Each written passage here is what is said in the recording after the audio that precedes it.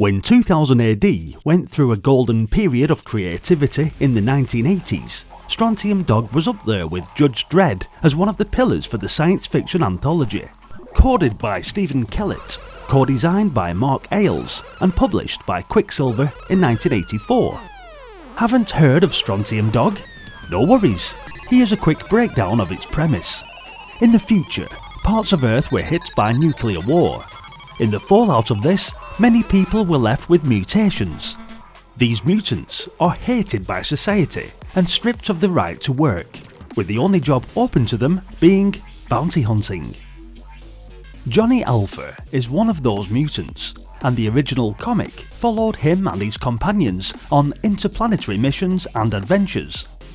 You play mutant bounty hunter Johnny Alpha, and have crash-landed on a hostile planet while being pursued by the evil Stix brothers.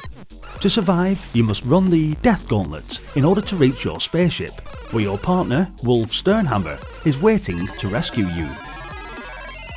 Another one of those obscure titles that appeared on the Argus Press 30 Games compilation.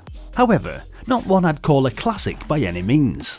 In fact, I'll leave the evaluation of the game up to your better judgment. However, this won't be receiving any thumbs up, I'll just let you know that well in advance. The game is basically a scrolling shooter, where the screen constantly moves and pushes you along forcibly while you move up and down to try to shoot stuff coming at you. You can push right and left to speed up or slow down, although why you'd want to speed up, I don't know, as it makes the game much more difficult. I think it would have been better to allow you to actually move left and right, rather than speeding up and slowing down the scrolling. The screen layout tries to give a 3D type of effect, which is fine, except that each object moves as if it was flat and ruins the idea of adding any depth. Armed with a blaster, you fire at your enemies who bounce around the screen to avoid your shots and can also shoot back at you.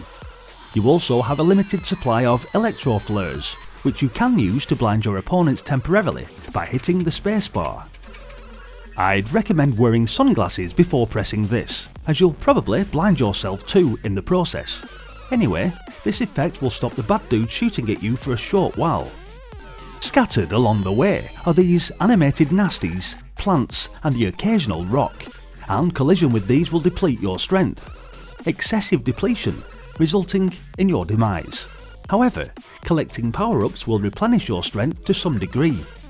Falling over is both frustrating and hilarious at the same time, although Johnny can still shoot straight ahead while his face is in the dirt. Strontium Dog the Killing for the ZX Spectrum was a different can of worms. You control Johnny in a deadly mission on a strange planet, where the dictators stage a strange contest. It pains me to say this, but it was infinitely better than Quicksilva's first stab at a Strontium Dog game.